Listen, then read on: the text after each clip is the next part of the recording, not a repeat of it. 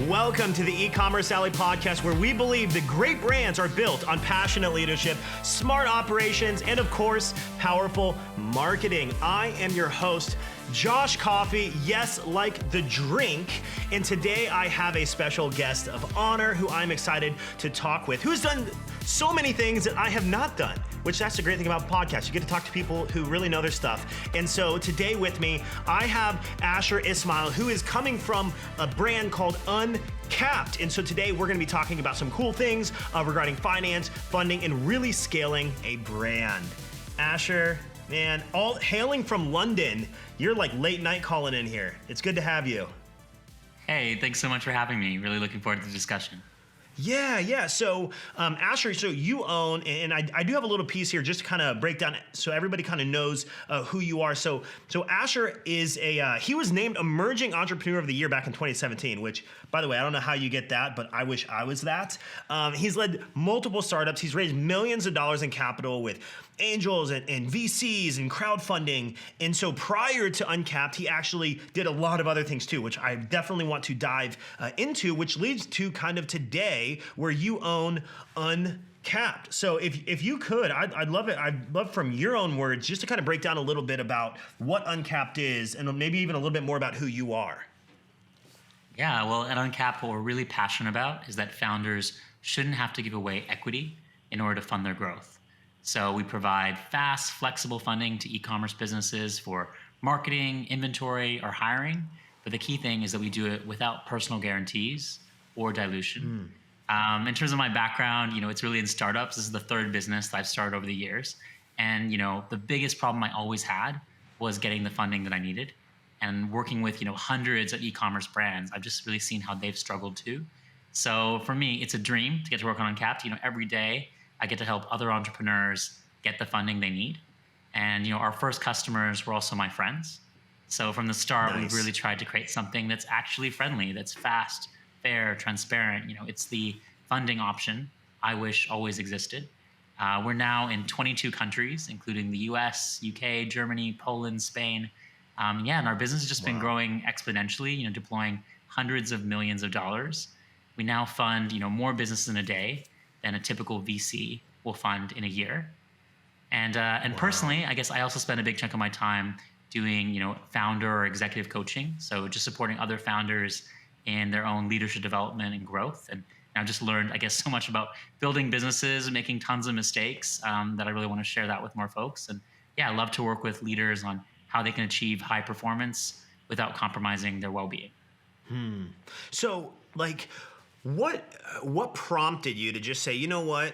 I think that I want to fund other companies. What prompted the creation? How the heck did Uncapped come to be a thing?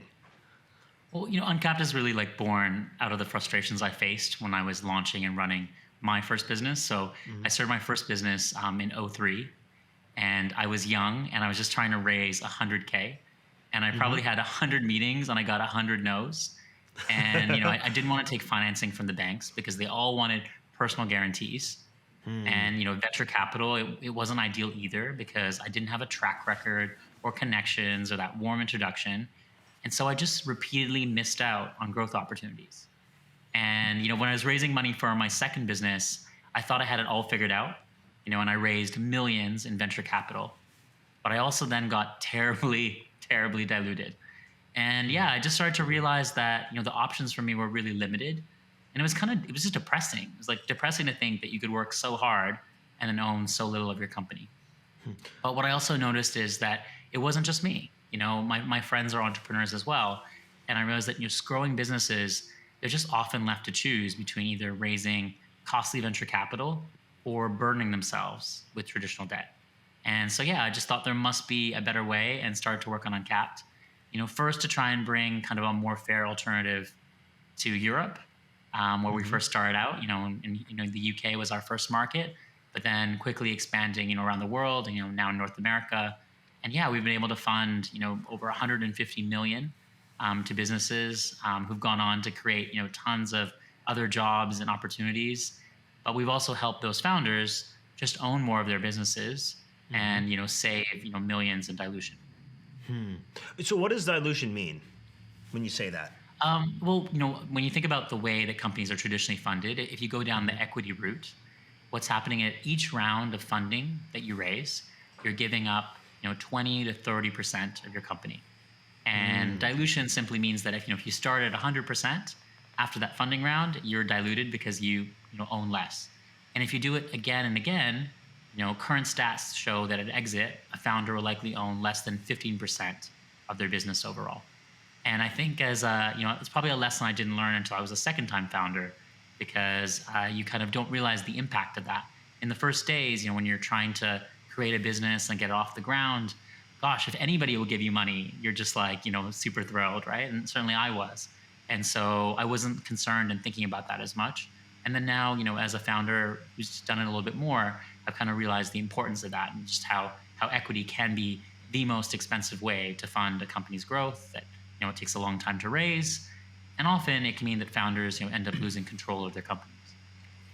That's interesting. I think that it's so easy when you're like starting, like you said, like in the beginning, everyone just is like, "Hey, I'll get funded in any way." And in the beginning, your equity is worth crap. Like it's not worth anything.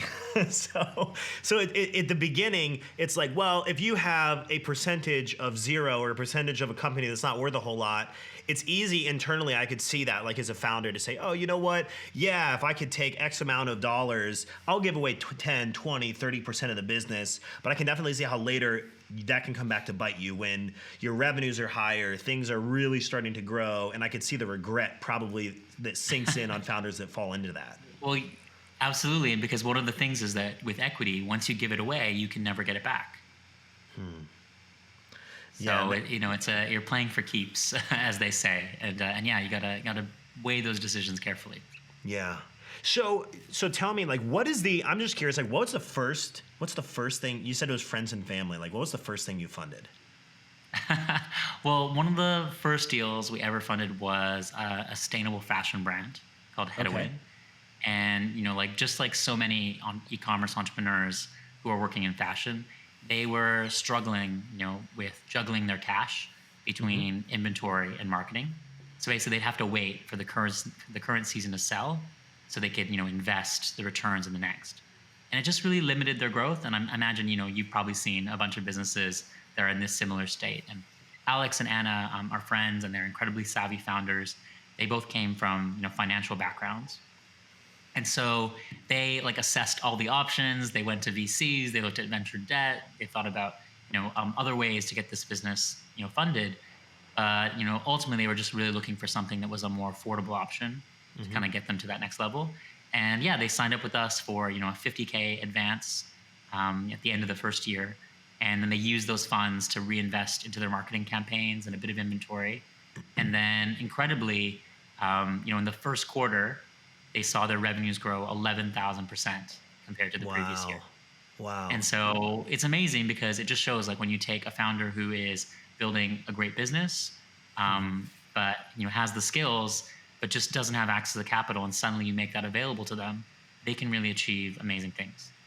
And for us, that's really the inspiration. Like, what gets us going is that we really want to help more of those entrepreneurs who otherwise might be overlooked by traditional funding sources to get the capital that they need, because there's tons of really great business out there, but so few of them will actually get backed by traditional models like venture capital.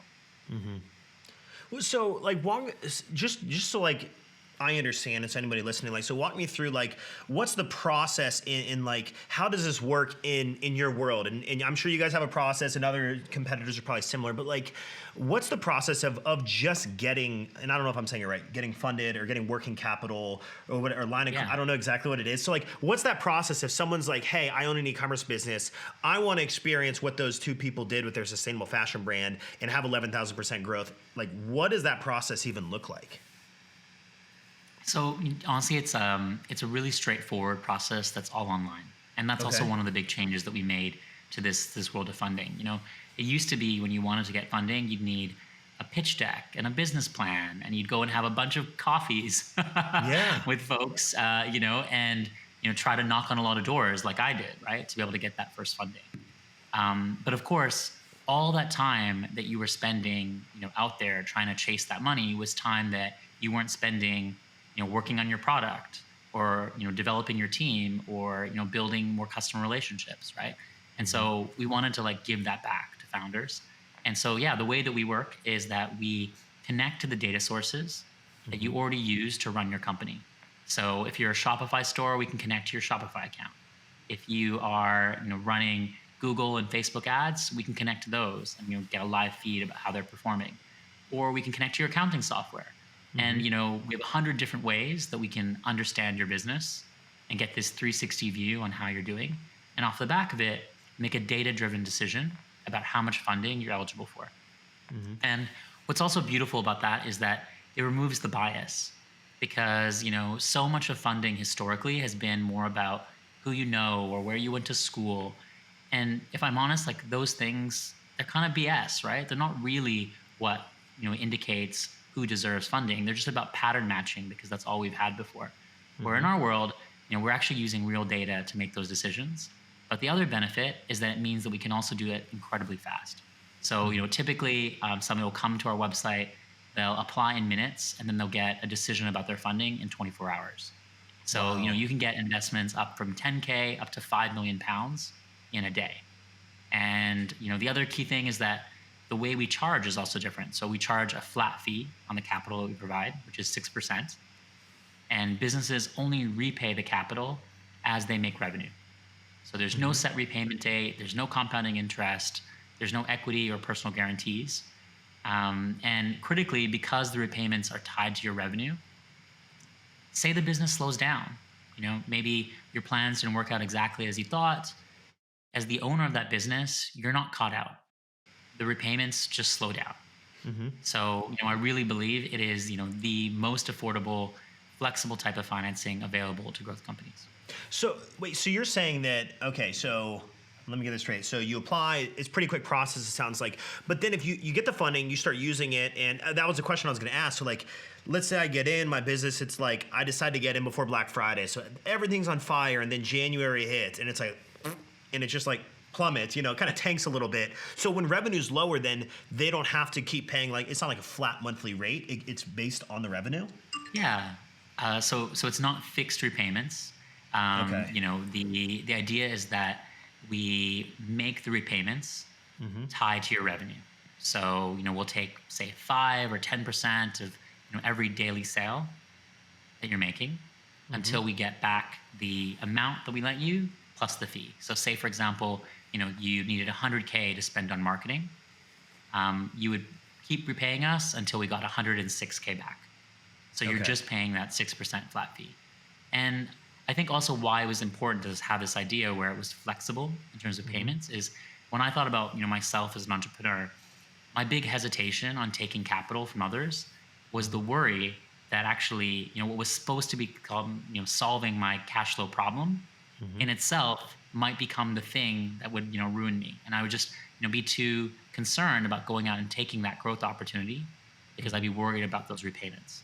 And the idea of this is that it removes that risk, so that you as an entrepreneur can go and take that opportunity. If Black Friday is coming and you feel like, hey, I'm going to need more inventory, you can go and make that investment, or you can pump up your ads at the right time because you see an opportunity. And so often entrepreneurs will just miss out on that. To give you a little bit of example there, speaking to entrepreneurs, often they're at that point where they're doing 3x ROAS on their business, so their return on ad spend is 3 times what they put in. And then they're thinking about, hey, I'd love to be able to do more, but I'm tied up on how much capital I have. And in our world, we love a business like that, because clearly if you have a 3x ROAS and now you spend 6% on a flat fee, you're still getting 2.94. And of course, that is a bet that you should take every time, especially compared to the alternative, which would be just missing out on those sales completely, in which case that would be 0. So, I think that idea of just helping entrepreneurs realize that there are new ways that they can fund their growth, and by doing so, they can really take advantage of those bigger opportunities that are really just sitting, right in front of them, if they just realized how to actualize them. Yeah, I love the idea, like you just brought up, like Black Friday, Cyber Monday, Christmas, like those are huge key moments in the e-com world. And it's like, that's when a lot of e-commerce brands are pulling in 30, 40%, Q4, they're pulling sometimes 40 or 50% of their overall revenue for the year. And part of that other challenge is like leading up to it, if you don't have the cash on hand to place a large inventory buy and to forecast and prepare for those huge moments like that, for the inventory levels that you're going to need, which is always way higher, then you're going to go out of stock, and you're just flat out of like, that's just like money you're just losing on the table. Like that's just being left in those scenarios. Absolutely. And especially in the current times, right? Like there's so many founders that I talk to where they'll have a big container shipment that is like sitting on the ocean, that's supposed to be coming over from China, and they're just waiting for it. And every day that it's not there, they're missing out on these sales. And I think what's also great is seeing now entrepreneurs take a challenge like that and turn it into an opportunity. And so, I've had entrepreneurs, for example, who have gone on and said, you know what, I'm going to like learn from the mistakes of the past with some of the supply chain burns that I've been through, and I'm going to double my inventory order and negotiate a 10% discount, with my supplier because I'm putting in this bigger order. And they'll come to us and get capital at a 6% fee and then pocket the difference. And so, just taking something that otherwise was a pain in their neck and actually finding out a way to make their business more profitable overall. And so I think things like that are really great, that are available now to entrepreneurs in a way that wasn't previously. Because, before you had to go and say, apply for a loan, get a personal guarantee, spend 3 months waiting around for the capital. And by the time you got it, the opportunity was gone. And so in this world, you can apply for advance, get capital the next day. And then, if things shift in 2 weeks, you realize there's another big opportunity that you hadn't expected, come back and, ask for more capital. And like, things like that are actually possible. So, I think that idea of now seizing the opportunities that are in front of you is something that's just much more available in e-commerce than we were previously. So in reality, banks and VCs kind of don't like companies like you. Well, it's kind of funny because we actually work with a lot of VCs. So we have a network of 600 plus VCs who refer their portfolios to us. And the reason why is because VCs don't want to be diluted either, right? Once they've invested in your company, they own a share of it. And so they don't really want you to go out necessarily and take a bunch of expensive capital if you have something that's repeatable and predictable. Because they know there's a cheaper funding source, than more equity. So it's been great actually for us to work with VCs. And the way I think about it as well is that it's not to say that equity is a bad thing, and that what we're talking about, revenue-based finance, is the only way. It's just, they're both different tools in an entrepreneur's toolkit, and you have to just know when's the right time to use each one. And, equity, it's great when you are in the R&D stage. Maybe you're pre-monetization. You're just proving out the product market fit for an idea. And in that case, you're taking, a big risk because you're doing something that hasn't been done before, that's unproven. And for that, equity makes a lot of sense. But when you move to the case where actually you're now doing something where it is repeatable and predictable, where you're getting a good return on your ad spend, where you have something that can scale and you've seen it scale month after month, to go and give away 20% of your company now, that's just silly. Yeah. And, previously, I think maybe because, we had a hammer, every problem was a nail. And, we've started to realize that actually entrepreneurs just have more tools. There's more tools in that toolkit than there were previously. And knowing your options is super powerful. Whether or not you choose to, work with us or somebody else, just the idea that actually there are more funding options available than ever before in itself is an incredible thing. Because, of course, only having one option is not really an option, right? And that's the shift. We're really lucky to live in the time where that's happening. So you said 150 million. Is that how much you said you funded? Yeah. So, that's how much we more recently deployed. But to be honest, that number is probably getting out of date as, it seems to be, us growing exponentially. Yeah, I mean, I saw 100 million somewhere, then I saw 120, so then I hear 150. So obviously you guys are growing, which is amazing. But from lending that much, because you have enough data to probably say, like, I'm curious, what are the primary things that people use that funding for, and where do you see it like most successfully used? Yeah, well, I think the most common use cases in e-commerce are linked to what, e-commerce companies spend their money on, right? So a typical e-commerce company spends the majority of their funds on inventory, right? It's like 70% of their spend is probably in that area. And it makes sense that, the vast majority of what people are looking to capitalize is inventory. We also fund marketing, and that's actually where we started because it was such an obvious link with the idea of, the return that people were getting versus the incredible cost of other funding sources. But, over time, we've also started to evolve to fund other things. So now, we also fund hiring because we realize that sometimes people have, a great additional person they could bring to their team, and that's going to unlock a ton of growth. So there's opportunities in that.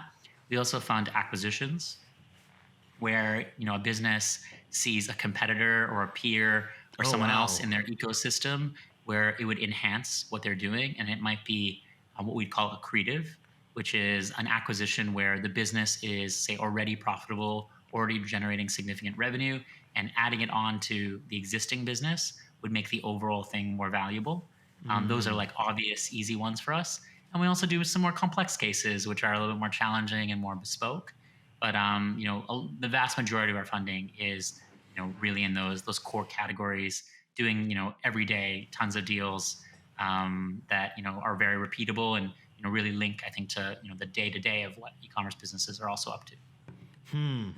Wow. So, yeah, it makes a whole ton of sense. That's pretty cool. You guys fund acquisitions too. I didn't think about that as like an additional thing that you would pull that funding for. But I think that's really awesome. That's really great. You guys are pretty flexible, it sounds like. Yeah. Well, we've tried to adapt, just from learning from the entrepreneurs that we work with, right? And it's also funny, right? Because, there's such a variety of different businesses out there that exist, but the range of funding options by comparison is so narrow.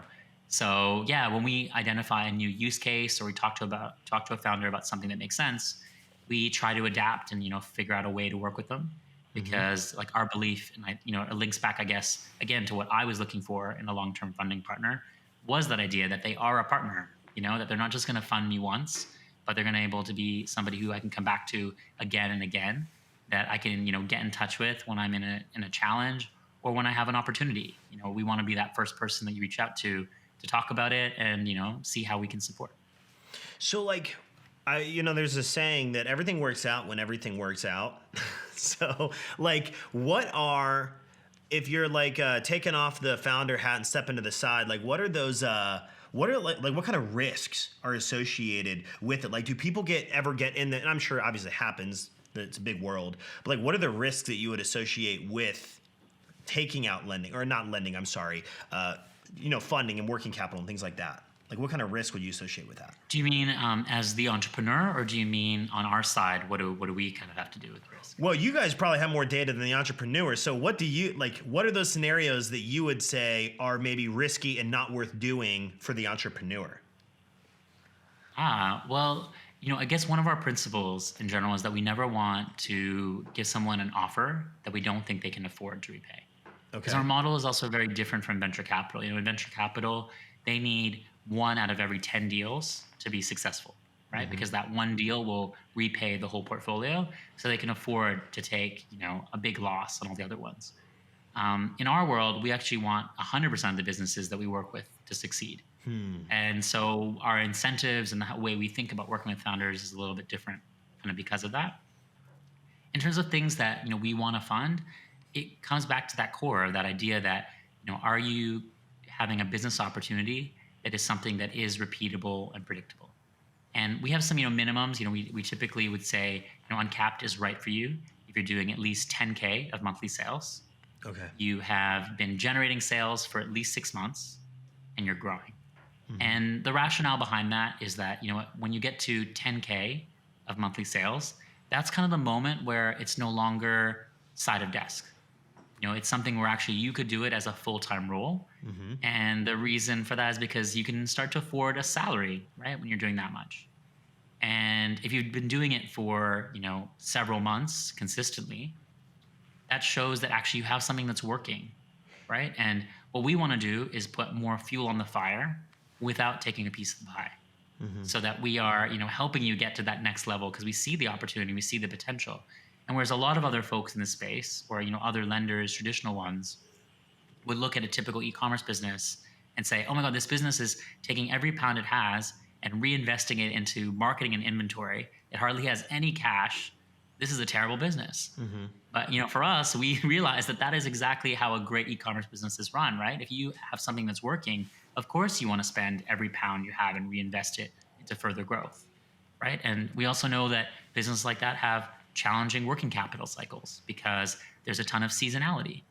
And often they also have very challenging terms from their suppliers up front. And so the idea that we're able to actually understand e-commerce and the unique ways that it works, but also be able to unlock the potential, because there's so many e-commerce businesses we work with where they have 5 people in their team and they're doing millions of sales, and that is possible in e-commerce. And the idea that we can support businesses to get to that stage and beyond, I think is really exciting, and is possible now because of a new way of thinking about capital. That's amazing, and I love your guys. I love that you focus on helping people grow. You don't want to lend to them, or not lend. I guess technically it's not lend. You don't want to partner with them if it doesn't make sense or they can't afford it. So it shows that they're the foreground, which is kind of interesting because I did notice on your website. So something you guys say is like a friendlier take on capital, and that definitely sounds like Friendlier. So real quick, tell me, what's the story behind that? Like a friendlier take on capital. Well, I think, where this all began was, offering capital to people that were in our lives. I didn't, set out to go and build a unicorn. I wanted to solve a problem for people that I know. And I think that has continued to just be reflected in our DNA about how we make decisions and how we think about working with people.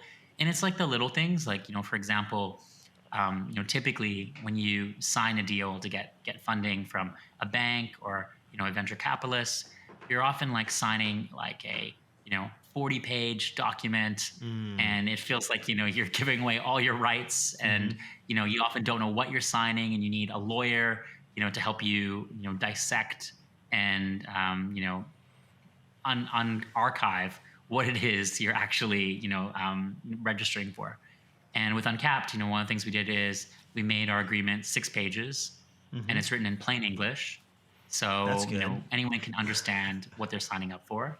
And I think that's just what's right, because, as an entrepreneur, that's not your expertise. When you are signing up for capital and you go to a venture capitalist, they've done, hundreds of these deals. As a founder, you are going to be lucky, if you do, a handful in your life. And so, having something that's actually fair and is transparent, to me, was, the heart of that. And I think that just comes from the history of, how we created the company. That's amazing. So Asher, if someone is listening right now and they're like, hey, I would love to check this out, understand how it works, and even get connected with you, what's the best place they can do that? Or where is the best place they can do that?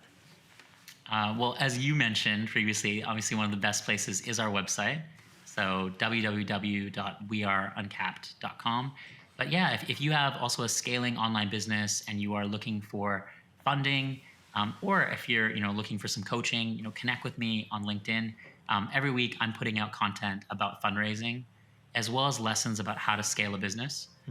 So whether you're trying to get from off the ground, or you're trying to go from 10 to 110, I love to really put out things that support other founders to learn more. And maybe it will help you gain some more clarity or confidence or resilience.